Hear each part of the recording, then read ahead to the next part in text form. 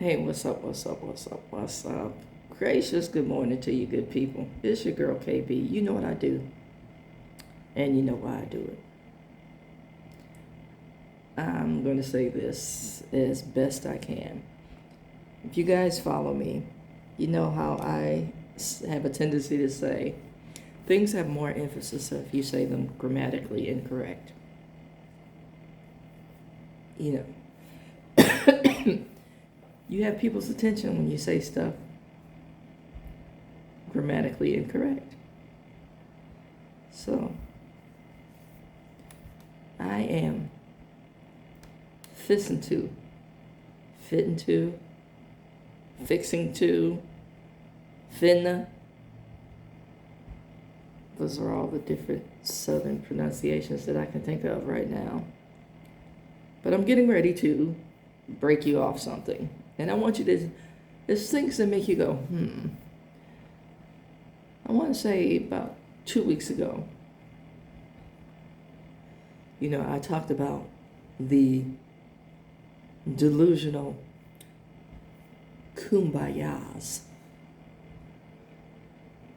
And I'm also going to go basketball wives on you and use this silly word that Jackie Christie likes to use, the ponderosas. Now, I don't know where she got that word, because ponderosa is a ranch on Bonanza. Ponderosa is a tree, and the definition of ponderosa is usually associated with that tree and the quality, the firmness of the wood. But she has somehow interpreted it to mean meeting. Maybe she's looking for the, I want to say,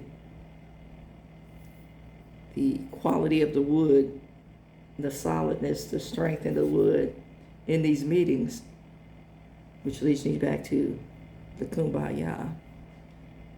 You can't have that if everybody's not truthful. There are too many people in conversations that are throwing rocks and hiding their hands. Which again, leads me back to, that silliness of basketball wives. There's too many sidebar conversations being had with people that are going to stir the pot. So let me just get into what I want to say. There's this brother that I lock into on TikTok. Now, I don't believe I hit the follow button, but I know this individual is in my algorithms. So pops up from time to time. And I know some of you have seen this individual. Very flexible man who likes to throw his leg up and grab it, and the music in the background is surprise, surprise. See, you heard right there how I cannot sing. But maybe some of you have seen this brother. Now, he's catching some serious fallout because he said something that people don't like.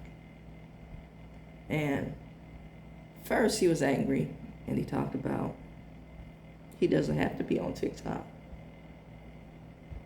But then he came back and said, I'm not letting anybody run me off.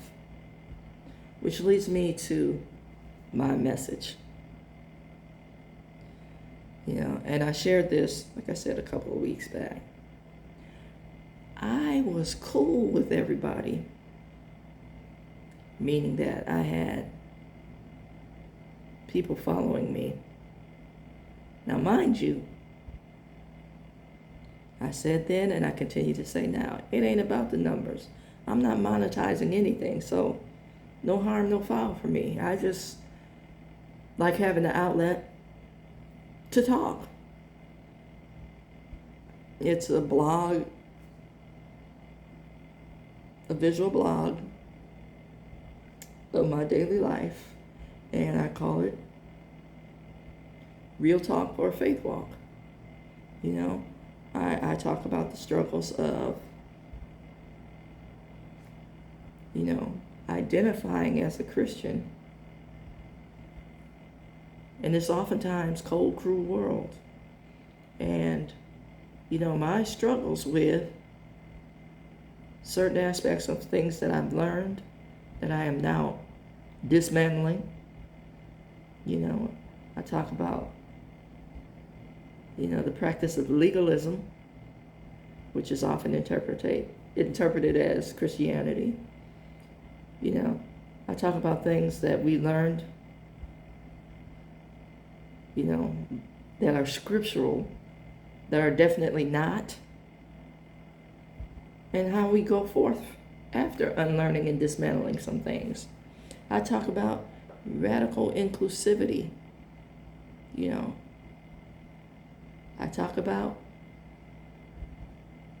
one true fact of my church upbringing, and remains pretty consistent today. One of the things that I learned from the church, and you know, this is a practice that I've seen on every level: judgment.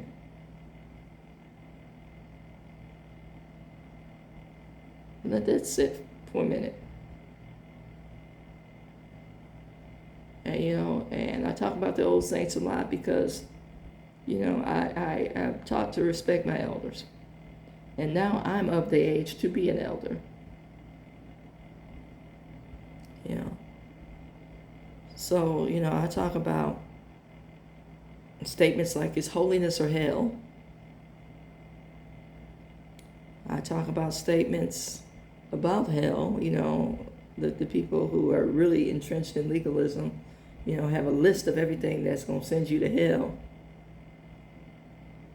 but don't have the same quality of list of the things that bring you recognition in heaven. You know, or the defining of heaven and hell, what that really is or what that really looks like. You know, I was cool with people as long as I was keeping it generic. The very moment I started discussing the radical change in the Christian identity based on racism, because let's be clear. Let's be clear about, you know, God's chosen. White Christian nationalism, which is the driving force or the underpinning of many churches, both black and white. I need you to think about that. I need you to think about why we never consider why Sunday between the hours of 9 and noon are the most segregated hours. And we're okay with that. You know, I want you to have religion, but I don't want you to be part of my practice mentality. But I can sing Kumbaya because I am religious. See, the minute I start talking about that, the minute I start talking about the movements to keep people of color out of the information loop, or the subtle brainwashing of people of color, oh, I'm the divisive one. You know, the minute I start talking about how this stuff impacted me as part of the alphabet community, as a woman of color, oh boy. So, I sent a comment to the brother who has the background music, surprise, surprise. I fully understand the comments that he's getting.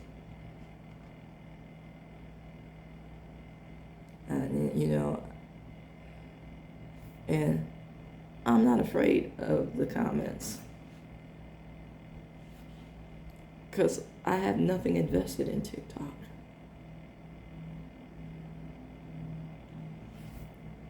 This is just me talking. It's not my source of income, or it's not a source of income for me.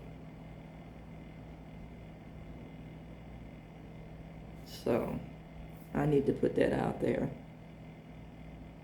And I need more of us.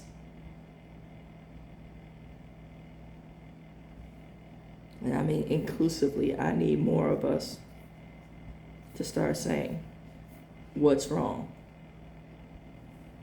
Instead of this quiet acceptance, it is what it is. Wrong is wrong is wrong is wrong. I don't care who's doing it. And even in your quietest acceptance of it, there's going to be a point in time where you're going to be called out because you're not participating on either side. Again, wrong is wrong is wrong is wrong. And I don't care who's doing it or who's telling you that it's acceptable. How do you stand? How do you explain to the people who love you and who you love, or who you say you love? How's it demonstrated? Love is action. It's not talk.